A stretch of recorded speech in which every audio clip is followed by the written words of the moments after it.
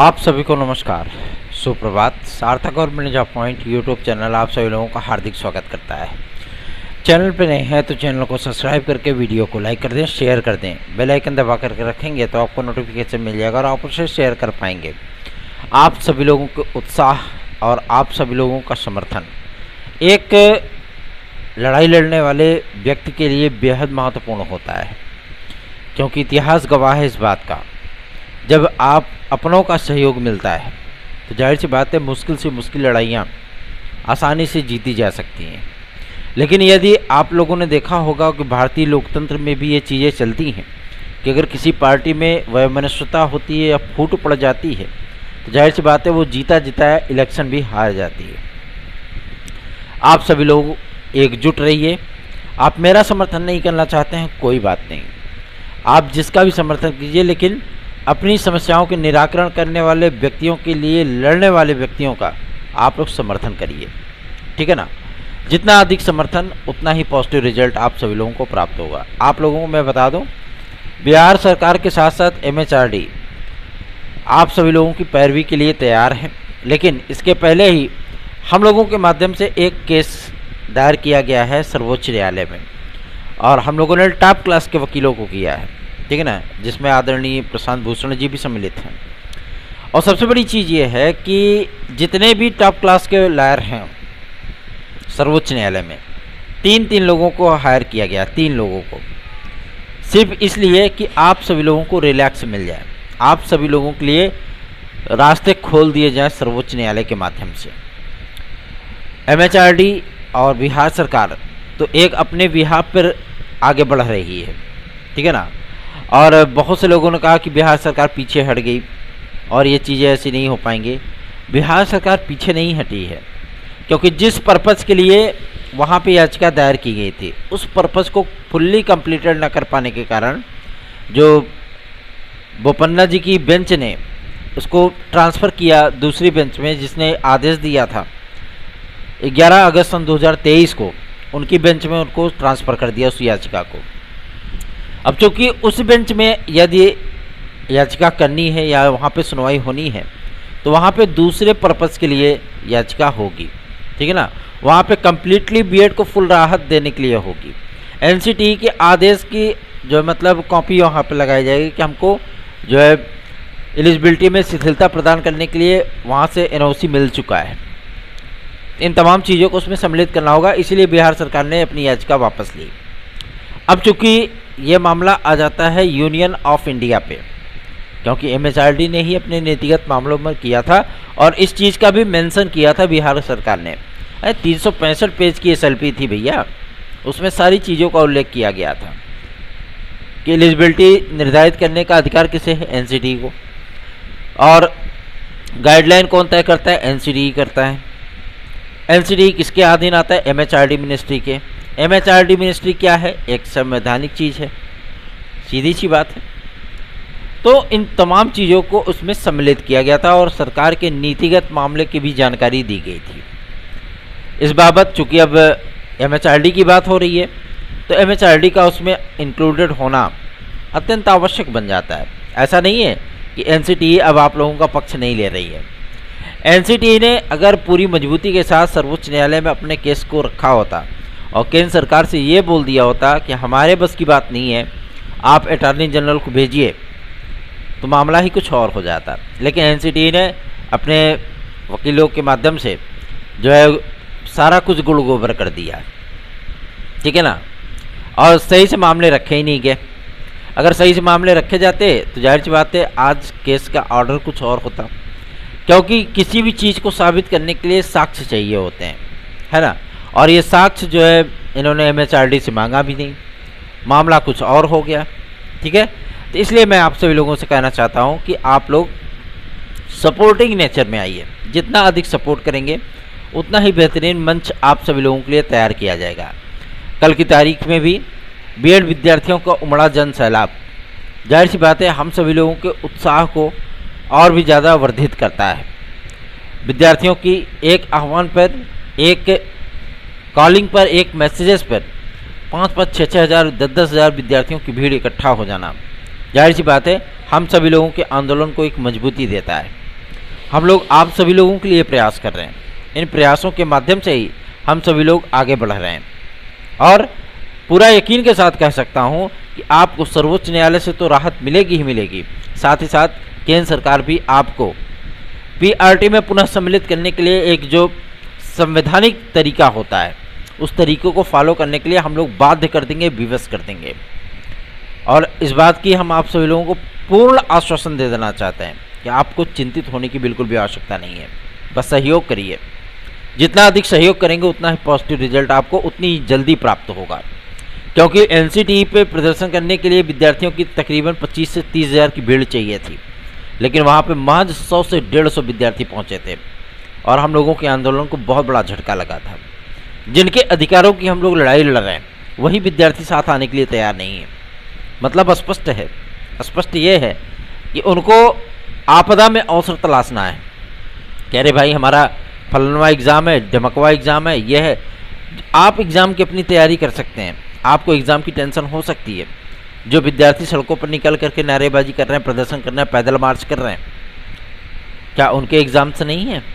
क्या वो डिग्रियां नहीं रखे हुए हैं? उनके अंदर योग्यताएं नहीं हैं? उनको नौकरी की आवश्यकता नहीं है, लेकिन फिर भी वो अपने अधिकारों के साथ साथ आपके अधिकारों की भी लड़ाई लड़ रहे हैं। हम लोगों को सर्वोच्च न्यायालय में बार बार याचिका करने की क्या आवश्यकता है? इतने बड़े और इतने महंगे वकीलों को हायर करने की क्या आवश्यकता है? क्या मिल रहा है आप सभी लोगों से? हमें न सही से सपोर्ट मिल पा रहा है, न सही से आप लोगों का सहयोग मिल पा रहा है। किसी भी तरीके से आप लोगों से सहयोग नहीं मांगा जा रहा है, सिर्फ और सिर्फ मॉरल सपोर्ट मांगा जा रहा है। फिर भी चीज़ें जस की तस बनी हुई हैं। अगर व्यक्ति अपनों से ही सहयोग नहीं मांगेगा तो किससे मांगेगा? इसलिए कह रहा हूँ सपोर्टिंग नेचर अपनाइए। जितना अधिक सहयोग करेंगे उतना ही जल्दी और उतना ही बेहतरीन पॉजिटिव रिजल्ट आप लोगों के सामने पीआरटी में होगा। बीपीएससी का परिणाम अभी फ़िलहाल जारी नहीं होगा, पहली चीज़। दूसरा ये कि बीपीएससी के माध्यम से ये चीज़ें डिक्लेयर की जा रही हैं कि बीएड विद्यार्थियों के साथ परिणाम को जारी किया जाए, ठीक है ना। और इसके संबंध में भी, क्योंकि गवर्नमेंट भी अच्छी तरीके से जानती है कि बीएड डिग्री धारकों की पर्याप्त संख्या है बिहार में। जैसे उत्तर प्रदेश में कोई चीज़ें आगे नहीं बढ़ पा रही हैं, लोग पूछ रहे हैं कि भैया डीएलएड और बीटीसी वाले विद्यार्थी भी हमसे जुड़े हुए हैं, वो भी पूछ रहे हैं कि भैया कब तक जो है यूपीटीईटी का विज्ञापन आएगा। तो यूपीटीईटी के विज्ञापन के लिए अभी आपको इंतज़ार करना होगा। नियमावली जो बनी है न्याय विभाग में एक चीज़ को लेकर के रुक गई है, वो है बीएड में प्राथमिक शिक्षक भर्ती को लेकर के, ठीक है ना। स्पष्ट है बीएड डिग्री धारकों को इसमें सम्मिलित किया गया है और एनसीटीई ने इनको एलिजिबिलिटी शिथिल करने के लिए परमिशन भी दे दी है, ठीक है।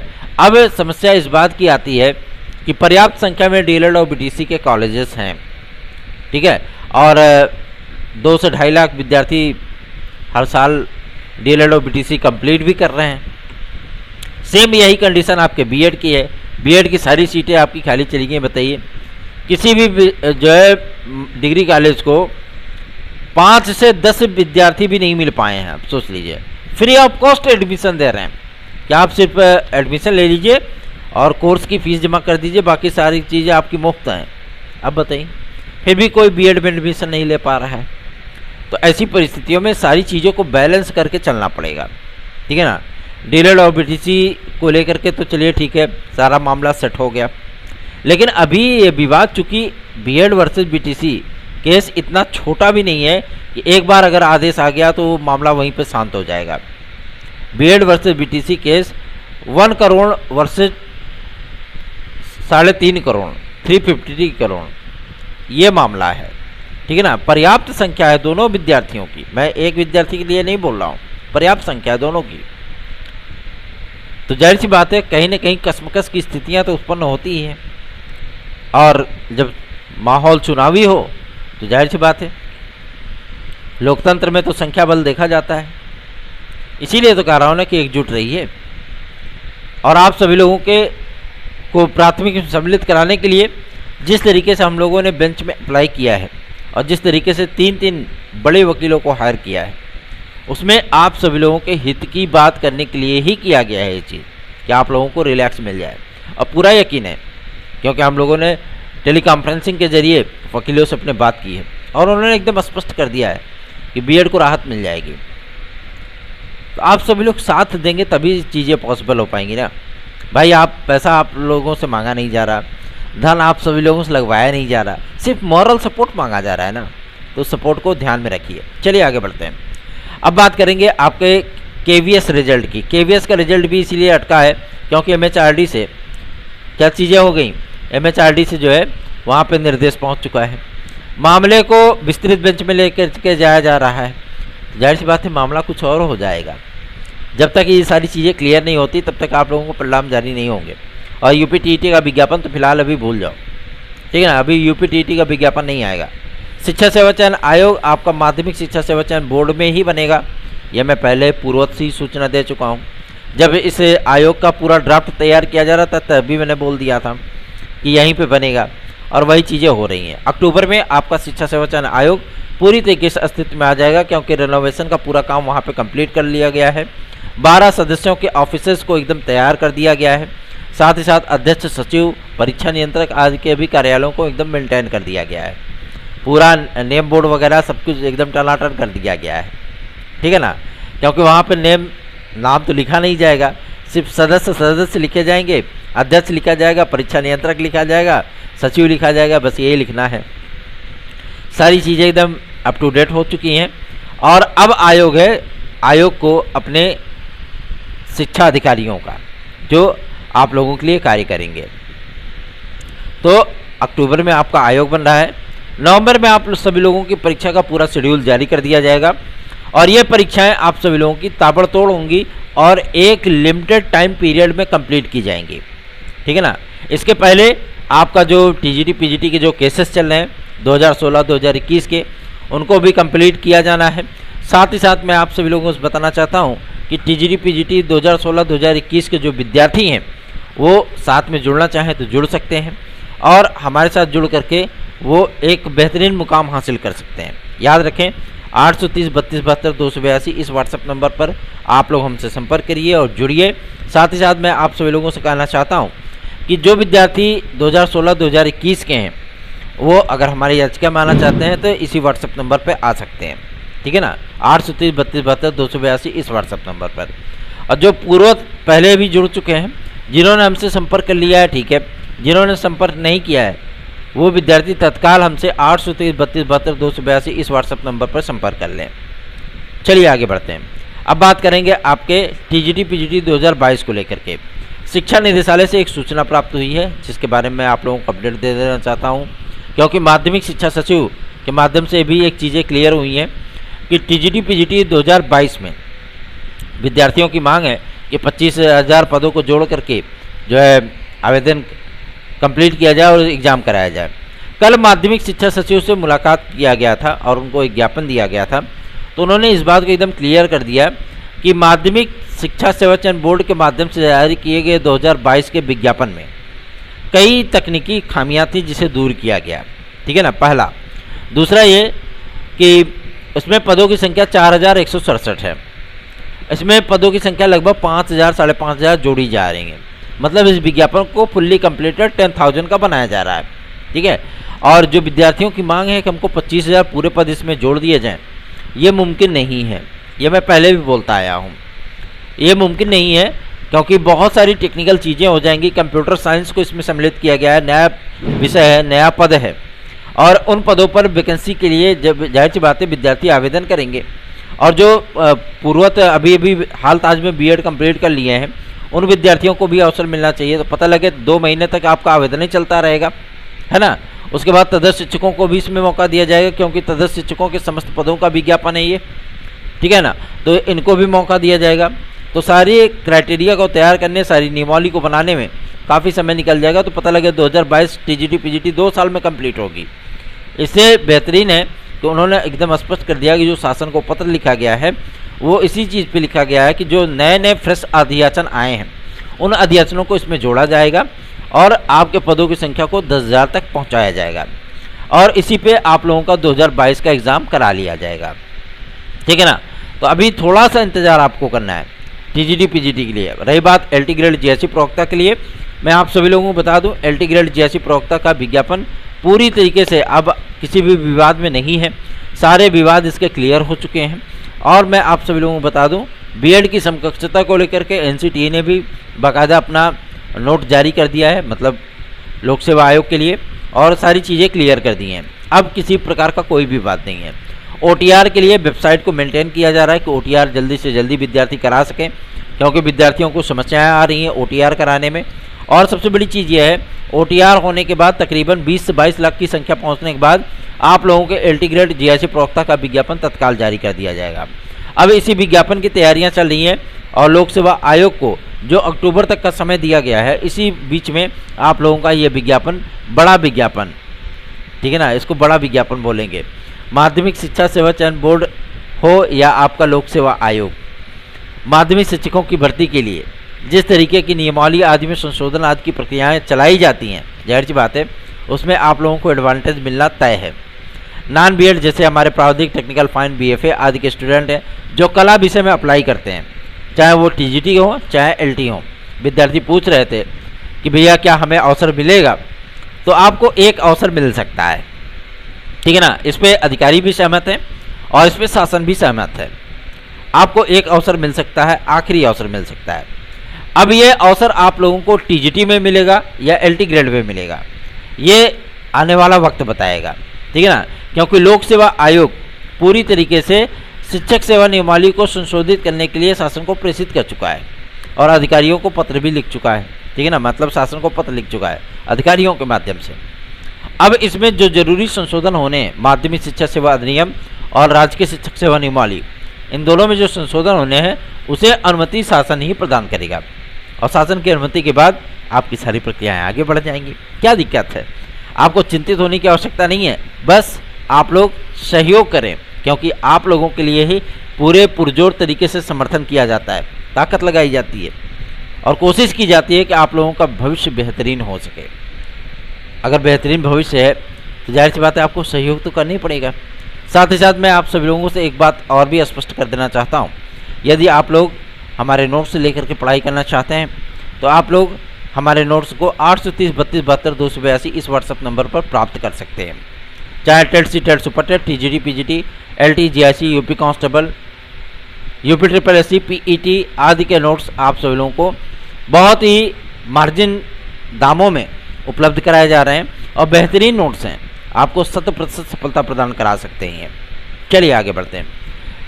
विद्यार्थी ये भी पूछ रहे थे कि भैया एलटी ग्रेड जीआईसी प्रवक्ता क्या एक चरण में होगी? जी हाँ, एलटी ग्रेड आपकी एक चरण में होगी। 2 चरणों में परीक्षा कराने का तात्पर्य आप समझते हैं, कम से कम 1 वर्ष का समय लग जाएगा और इतनी परिस्थितियां फिलहाल नए शैक्षिक सत्र में अवेलेबल नहीं हैं, क्योंकि राजकीय विद्यालयों की जो स्थिति है वो गवर्नमेंट से भी छुपी नहीं है। राजकीय विद्यालयों के लगभग 107 प्रोफेसरों ने, मतलब जो वहाँ के प्रधानाचार्य हैं, उन्होंने शासन को पत्र लिख करके डायरेक्ट ये चीज़ बोली है कि हमारे यहाँ शिक्षकों की पर्याप्त कमी है। कई तो राजकीय विद्यालय ऐसे हैं जो कंबाइंड कर दिए गए हैं, ठीक है ना। इसलिए शासन इस बात को लेकर के एक टाइमिंग के दौरान आप लोगों के विज्ञापन को निकाल ले रही है और साथ ही साथ आप लोगों के एग्ज़ाम की तैयारियां शुरू कर दी जाएंगी। आप लोग अगर एक सीट सुनिश्चित करना चाहते हैं तो पूरे मनोयोग से आप लोग तैयारियां करिए, ताकि राजकीय विद्यालयों में शिक्षक बनने की जो आपके अरमान हैं, जो सपने हैं, वो फुल्ली कंप्लीटेड हो जाएं। 50% का मुद्दा सॉल्व हो गया, 50% जैसा कोई मामला अब शेष नहीं है। आप लोग तैयारी तो शुरू करिए, तैयारी करते रहिए, पढ़ाई करते रहिए। बात करते हैं आपके यूपी ट्रिपल एससी की। यूपी ट्रिपल एससी में एजीटीए का विज्ञापन कृषि प्रावधिक सहायक, यह विज्ञापन भी आप सभी लोगों को बहुत जल्दी यथाशीघ्र देखने के लिए मिलने वाला है।